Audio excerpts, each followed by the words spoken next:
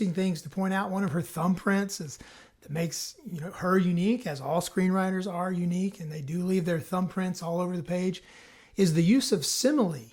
Now, remember, a metaphor is when we describe something in a way that it embodies that characteristic. Simile is using like or as, and she does it quite a bit here. Here's an example on 39 where she's saying that he's studying her like a biologist. So this is part of her voice as a writer. But we have lots of likes. There's a snake, a dollhouse, a ghost, a kitten, children, a prince, a baby, a junkie, a swimmer, animals, creatures, a lot of animals. We'll talk about that.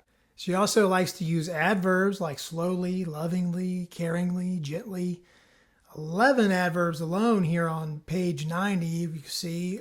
So not as many though. Some of the recent screenplays that we've broken down, The Brutalist, I remember, they used a ton of adverbs in there. She definitely wants to make sure that you know the speed and the approach of the characters. Speaking of metaphor, she definitely ties this story to the metaphor of an animal and this animalistic behavior and this animalistic drive.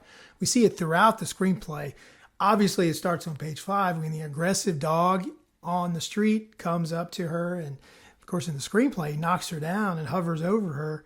In the film, it doesn't get that far, but it continues. Their dancing is described as animalistic. On page 78, Rami says an animal awoke up inside her body when I believe she's talking to the therapist.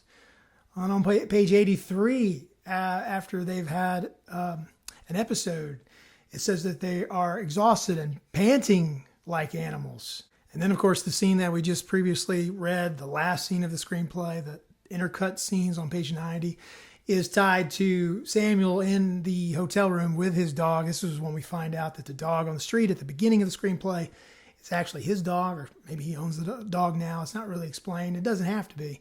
But that was an interesting add to the story.